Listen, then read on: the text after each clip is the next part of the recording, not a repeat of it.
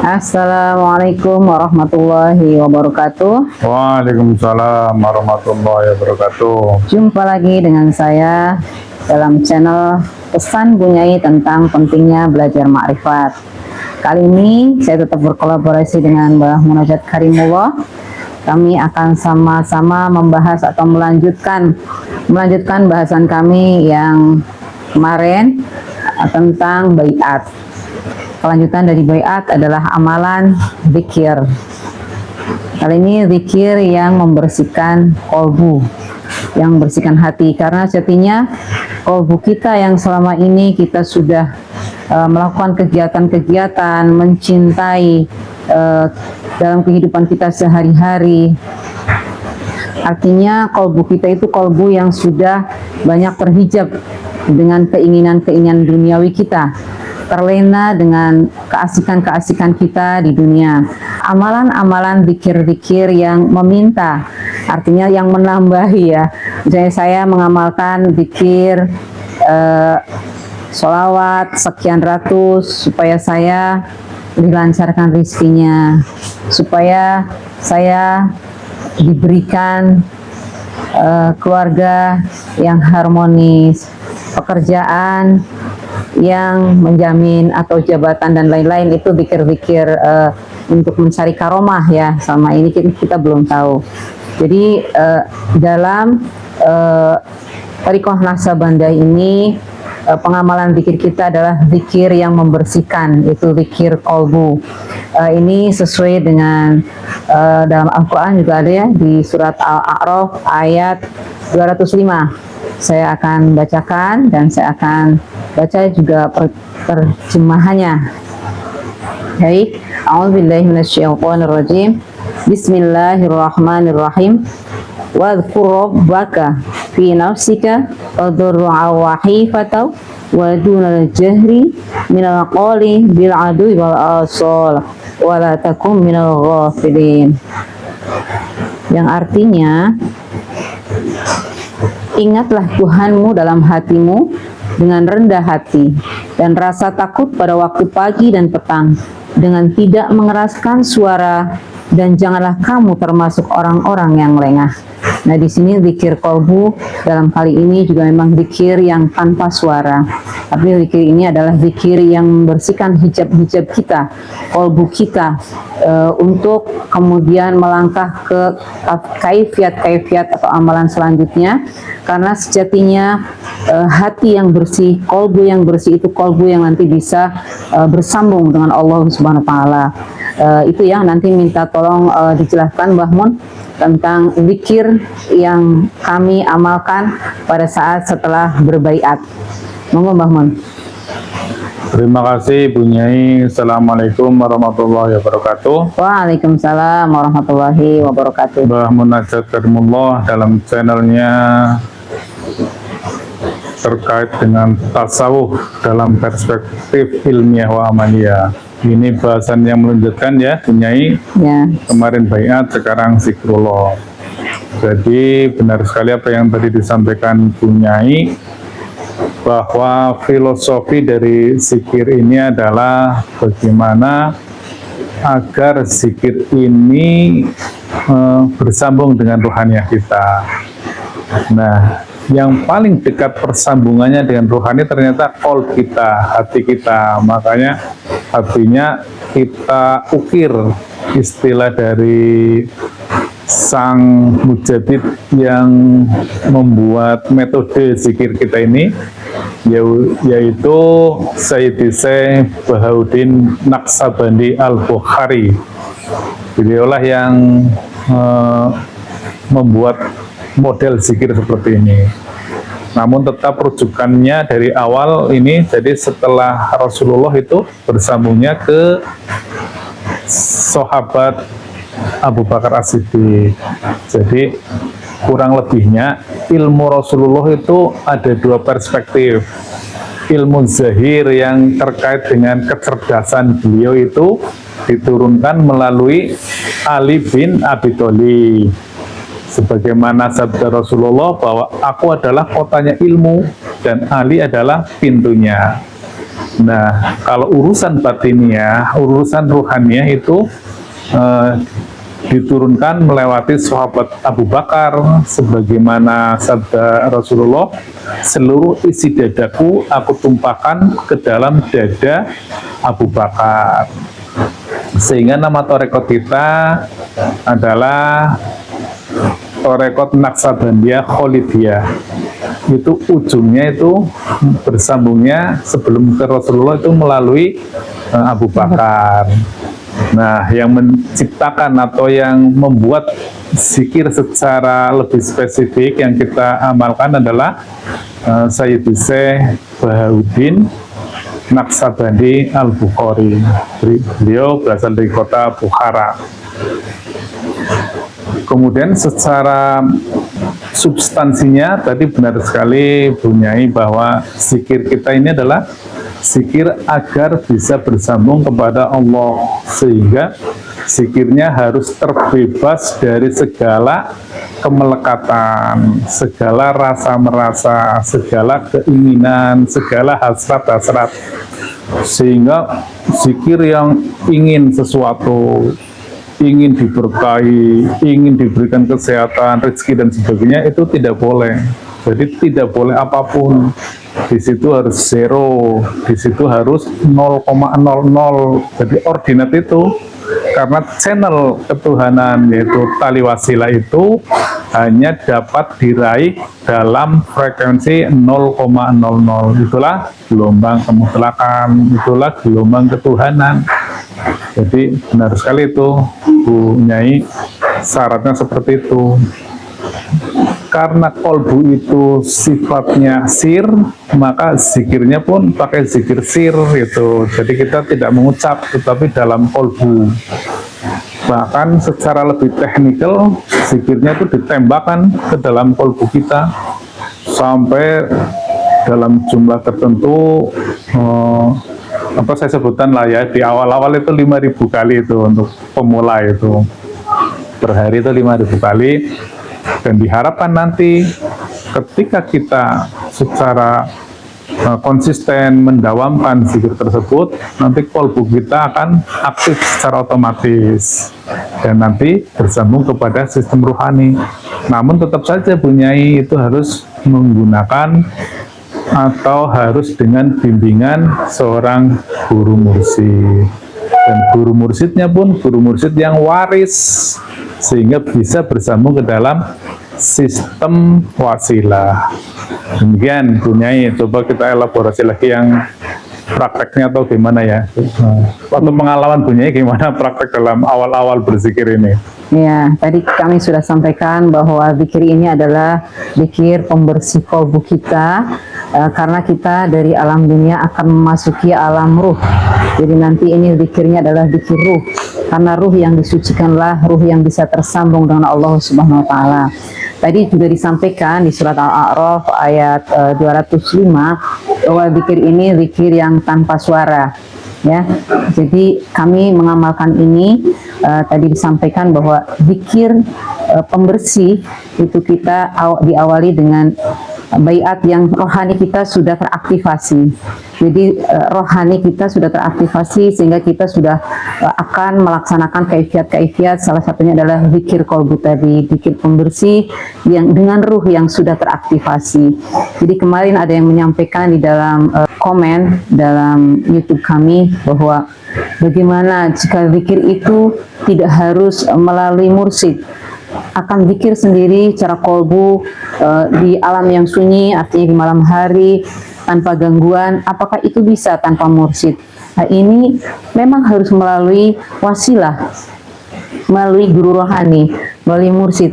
Kan kemarin sudah dijelaskan ya bahwa setelah Rasulullah ini mursyid adalah utusan, memang yang menyambungkan beliau kepada nur Allah melalui Rasulullah tadi. Jadi kita bersambung kepada gelombangnya Rasulullah. Zikir ini akan bersambung melalui gelombangnya guru kita dan disambungkan juga dengan gelombangnya Rasulullah. Channelnya adalah mursyid yang membuka tadi. Aktivasi rohani juga didampingi dengan guru rohani. dan ini zikir kita pun akan tersambung ke sana. Kalau zikir tanpa itu dipastikan tidak akan menyambung karena dimensi yang berbeda. Kita ada dimensi di dunia yang menggunakan akal, panca indera, ya kan? Jadi itu hanya ada di fisik kita, di zahir kita. Sementara rohani adalah di alam yang berbeda, di dimensi yang berbeda. Jadi menggunakan alat sendiri rohani kita dalam berzikir dengan bimbingan guru rohani. Jadi bukan guru zahir ya, bukan syariat. Ini adalah tarikat untuk ke hakikat. Maka kita harus menyeberang ke ihdinas syiratal mustaqim, yang diartikan dalam ini kiasnya adalah jembatan dari dunia menyeberang ke alam ruhani atau alam akhirat, karena Allah ada di maha ruhani, di Malik Yaumiddin.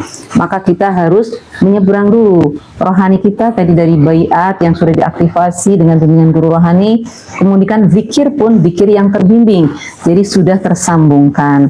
Untuk kita yang pertama, setelah kita baiat, kita melakukan zikir itu dengan bimbingan, kita diberikan 5.000 yang pertama sekali duduk. Jadi duduknya pun tawaruk, ada bimbingannya, duduk yang statis, yang khusyuk. Inilah kita khusyuk luar biasa karena dalam bimbingan. Tapi perlu diketahui bahwa zikir ini adalah zikir pembersih.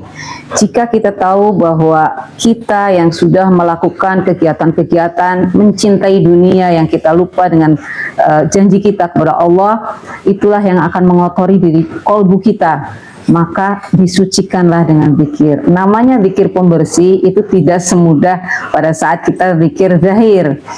Seperti contohnya analoginya ya, seperti baju kita lah. Baju yang sudah sangat kotor, sangat kumal, yang setiap hari kita pakai, kan kita cuci, kita rendam dulu. Pakai rinso, pakai deterjen, panas deterjen itu direndam, kemudian dikucek-kucek, kemudian digiling di mesin cuci, kemudian dikeringkan, dan itu belum cukup. Masih kita harus gosok setrika menjadi lebih lembut, lebih halus, lebih layak kita pakai. Sama dengan kolbu kita, dibayangkan selama ini kita dilahir sampai hari ini, maksudnya saya sebelum berbaiat, itu sudah menumpuk sekali.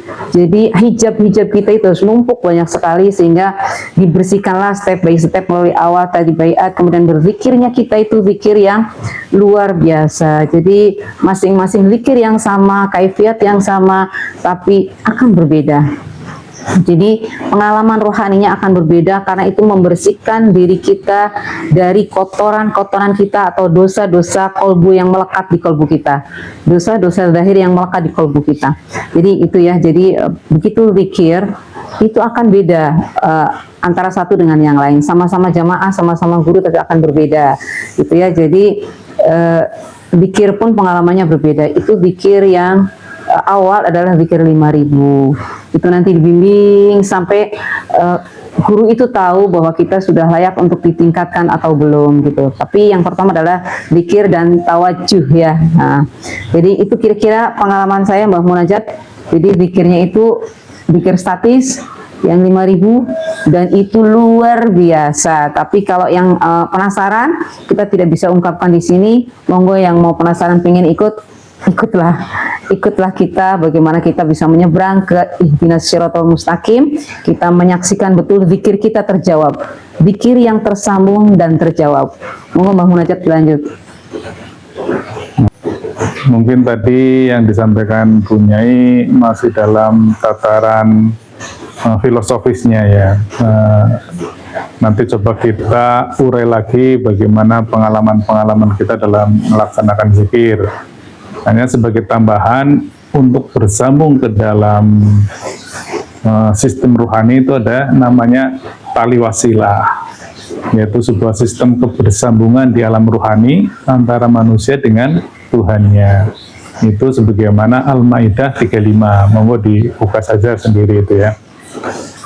Nah, kemudian juga zikir kolbu ini adalah sebagai penghantar. Jadi kolbu kita itu nanti akan otomatis berzikir sendiri, dan ini nanti akan bersambung dengan sistem ruhani. Karena memang prasyaratnya itu untuk bisa bersambung, benar-benar kita harus bisa mendawamkan zikir itu secara permanen. kalau tanpa bimbingan, tanpa baiat itu tidak mungkin.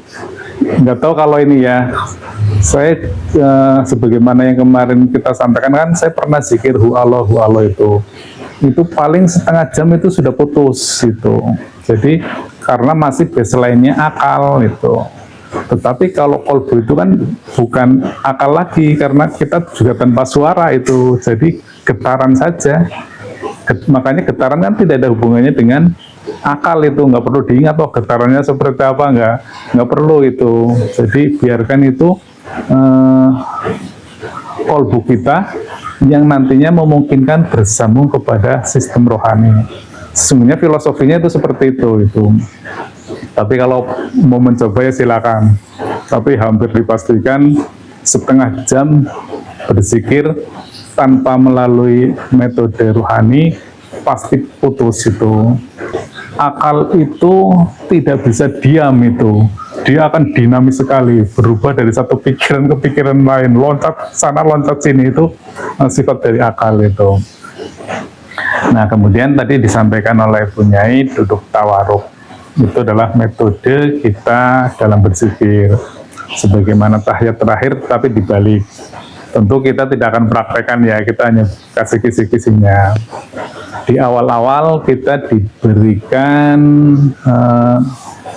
kewajiban untuk sehari 5.000, karena kami tidak mampu, apalagi saya itu ya sakitnya minta ampun, terutama kalau saya itu sakitnya minta ampun punya di kaki itu.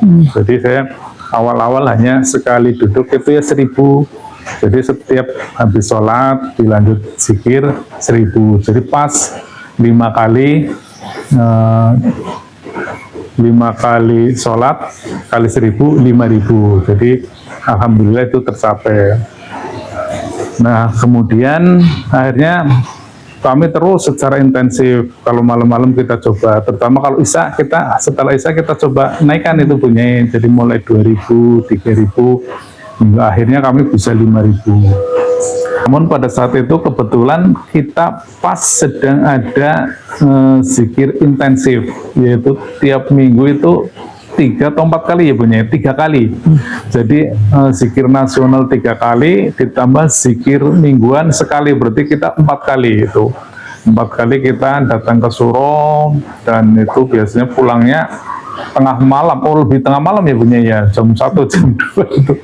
Dan itu setiap kami berzikir atau setiap kami namanya tawajuh, zikir kita itu namanya tawajuh, itu kita seperti, bukan kita ya, saya itu Mbah Mun merasa seperti disiksa itu. Jadi pada setiap berzikir itu merasa kesakitan yang luar biasa itu. Jadi zikir, kalau saya tuh punya zikirnya belum khusyuk saat itu, karena saya merasakan sakit yang luar biasa itu. Jadi kalau saya diajak zikir itu, saya selalu ngomong sama Bu Nyai dan sama jemaah lainnya, saya mau memasuki neraka gitu. Dan memang ternyata ya, kalau ada yang bertanya kenapa Mbah Mun disiksa, ya memang seperti itu perjalanannya. Jadi Mbah Mun itu diperjalankannya dengan penyiksaan yang sifatnya physically itu. Dan setelah sekian lama Mbah Mun akhirnya paham. Jadi untuk naik dimensi itu kita harus melampaui batasan logika. Dan logika saya hanya bisa lumpuh ketika tubuh saya tersakiti gitu. Jadi kalau tubuh saya masih nyaman-nyaman, akal saya bermain terus itu punya. Wah, selalu bertanya, selalu mempertanyakan setiap kaifiat saya, kenapa harus begini, dan akal saya selalu bermain itu. Nanti akan dilanjut ke kaifiat berikutnya. Nanti pas suluk ini akan lebih ramai lagi punya bagaimana siksaan terdahsyat yang pernah saya rasakan di sepanjang kehidupan saya. Artinya rasa sakit yang saya pernah rasakan yaitu saat bersuluk gitu. Tapi nanti berikutnya, intinya adalah seperti itu. Jadi setiap orang lain-lain diperjalankannya. Demikian Bu Nyai, silakan kalau ada pengalaman seperti apa.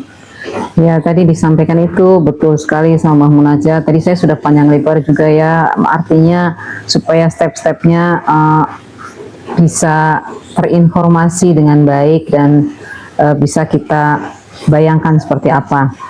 Ini kalau saya dengan zikir yang tadi saya sampaikan 5.000, ini memang awalnya saya juga ngerti harus sekali duduk 5.000. Jadi saya step by step 1.000 dulu, kemudian setelah 1.000 2.000. Jadi harus duduk 5.000 gitu, harus sekali duduk itu 5.000. Kemudian karena saya pertama 1.000 2.000 nyaman-nyaman aja, jadi saya 2.000 3.000 2.000 udah nyaman-nyaman aja sudah gitu ya. Kemudian diharapkan sekali duduk itu 5.000. Jadi akhirnya saya iya ya, berarti saya coba 5.000. Kalau saya kebetulan berbeda dengan Mbah Munajat pengalamannya, karena mungkin saya dari kecil memang orang tua saya kalau saya lagi ngaji kitab gundul itu kan saya memang tukang protes saya bilang, kok kenapa ini bisa kayak gini, terjemahnya kenapa kayak gini, dari mana, emang tahu dulunya itu dari mana, kayak gitu saya selalu protes sama bapak saya yang sabar sekali. Terus kata bapak, udah kamu manut aja, ikuti, nurut, nanti dipahamkan, nggak usah pakai akalmu dulu, ikut aja, manut gitu loh. Jadi karena dari kecilnya kayak gitu, jadi saya sudah manut, sudah tahu itu kalau saya harus ikut, terus manut. Kalau ngaji diprotes terus nggak masuk, jadi manut aja, ikut. Nah, jadilah saya di sini juga saya sudah itu secara naluri tidak sadar memang sudah demikian, harus ikut guru. Jadi saya sudah manut begitu.